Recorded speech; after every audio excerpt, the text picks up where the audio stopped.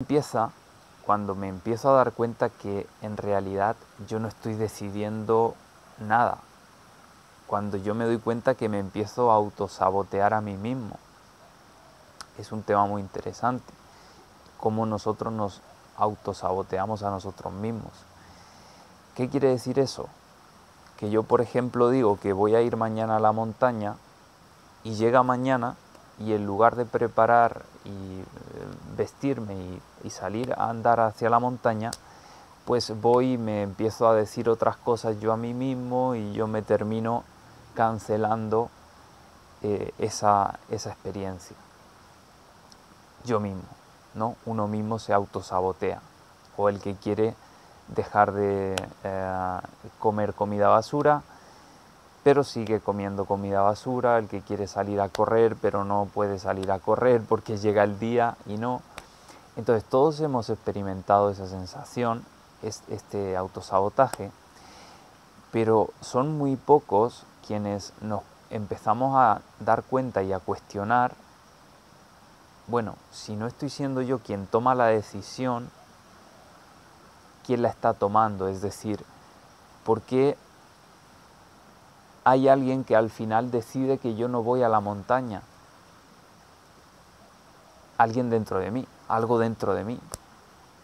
¿Qué es ese? ¿De dónde viene ese autosabotaje? Que es como una decisión que se superpone, que se pone encima de lo que tú has decidido.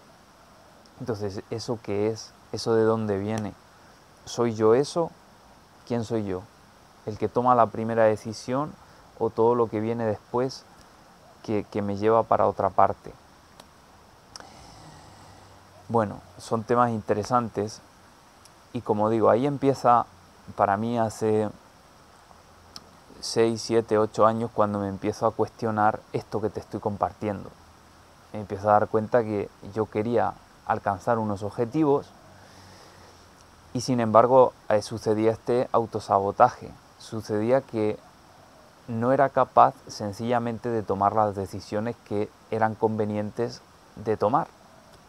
Y entonces llegas a un punto de mucha frustración y mucha desesperación porque dices, es que lo intento y me termino echando abajo a mí mismo. Y es muy frustrante, es muy frustrante experimentar eso. Entonces ahí es donde digo que comienzo a profundizar en decir, ¿de dónde vienen las decisiones que tomamos? ¿De dónde vienen las decisiones que tomo?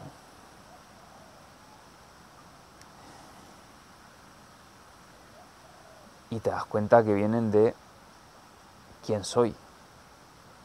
Y ese quién soy, esa es la identidad. Bien, entonces la decisión que yo tomaba de si iba a la montaña o no iba a la montaña, de donde dependía, de donde venía esa decisión que al final llevaba a la acción de ir o no ir, de donde venía esa decisión era de mi identidad. Cuando yo me estaba identificando con quien era capaz de ir a la montaña y con quien iba a la montaña y con quien estaba logrando eso, y no solo te hablo de lograr, sino con una cierta identidad, esa identidad era capaz de tomar esa decisión y esa decisión se tomaba desde ahí.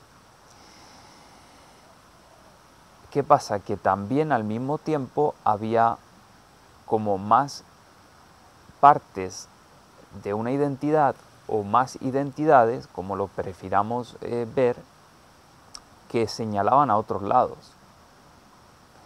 Es decir, que de algún modo yo podía decidir dentro de mí si yo era el que iba a la montaña o si yo era otra cosa. ¿Qué pasa? Que digo que lo podía decidir, pero también en ese momento de autosabotaje, cuando sucede que tú quieres algo y te autosaboteas, ahí no hay una decisión de decir, me voy a autosabotear y me voy a identificar con quien se autosabotea. No, ahí eso te viene y te hunde. Y parece que no te da espacio de decisión. Por eso digo, ¿no? Entonces, bueno, ¿Qué te digo con todo esto? Siguiendo la frase inicial que da apertura a este vídeo,